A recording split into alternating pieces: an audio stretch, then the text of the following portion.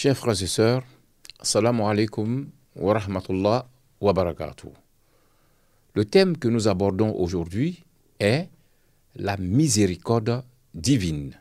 Le mois de Ramadan est divisé en 3 décades qui ont chacune un objectif. La première est celle de la miséricorde, la seconde celle de la rémission des péchés et la troisième celle de l'affranchissement du feu de l'enfer. Qu'est-ce donc la miséricorde divine ? Cette terminologie revêt une large signification qui couvre plusieurs domaines. En tout premier lieu, il faut savoir qu'Allah lui-même se définit comme étant le miséricordieux. Au verset 12 de la sourate 6, les bestiaux, Allah affirme, et je cite, « Dis, à qui appartient ce qui est dans les cieux et la terre ? Dis à Allah. Il s'est à lui-même prescrit la miséricorde. » Fin de citation.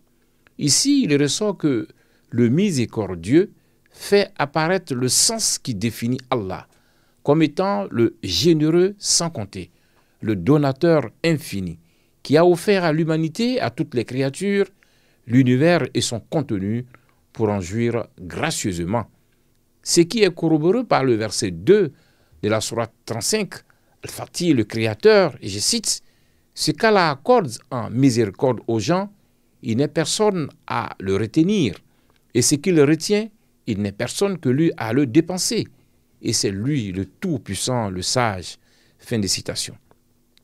Par ailleurs, dans l'énumération des 99 noms d'Allah, le miséricordieux vient en première position. En plus, toutes les sourates du noble Coran et toute action du croyant doit commencer par la prononciation du nom, le miséricordieux. Deuxièmement, la miséricorde est relative au pardon à l'endroit de ses créatures. Il s'agit ici du rapport intime de l'homme à son Seigneur. En effet, il s'agit ici du rapport intime de l'homme à son Seigneur. En effet, il a créé l'homme que pour l'adorer. Puis, il le ramènera vers lui afin que celui-ci lui rende compte de son passage sur terre. Dans ce cadre, l'homme n'aura besoin d'autre chose que du pardon de son Seigneur pour tous ses errements, actes de désobéissance à ses lois. Comme Allah le signifie au verset 109 de la sourate 23, les croyants, et je cite, « Il y eut un groupe de mes serviteurs qui dirent, « Seigneur, nous croyons, pardonne-nous donc et fais-nous miséricorde, car tu es le meilleur des miséricordieux. » Fin de citation. Troisièmement, la miséricorde d'Allah est en lien avec son soutien, sa pitié dans les solutions difficiles que peut traverser tout croyant. De fait, conscient de la limite de ses efforts, le croyant humblement fait appel à l'aide de son Seigneur, sollicite sa miséricorde comme un ultime recours. Ce que cite en exemple le verset 83 de la sourate 21, le prophète, et je cite, et rappelle Ayoub, quand il implora son Seigneur, le mal m'a touché, mais toi, tu es le plus miséricordieux des miséricordieux. Fin de citation. En outre, dans un hadith rapporté par Abu Huraira, radiallahu anhu, le prophète sallam affirme, et je cite, Allah a divisé la miséricorde en 100 parties. Il a gardé auprès de lui 99 parties et a fait descendre une seule partie sur la terre.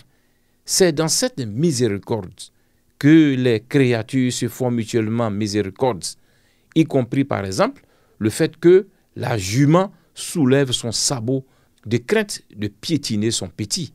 Fin de citation. En clair, solliciter la miséricorde d'Allah doit être une pratique de tout croyant.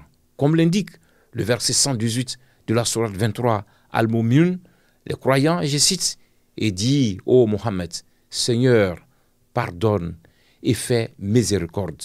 C'est toi le meilleur des miséricordieux. Fin de citation. Qu'Allah nous fasse pleine miséricorde ainsi qu'à tous nos défunts. Amin, Ya Rab.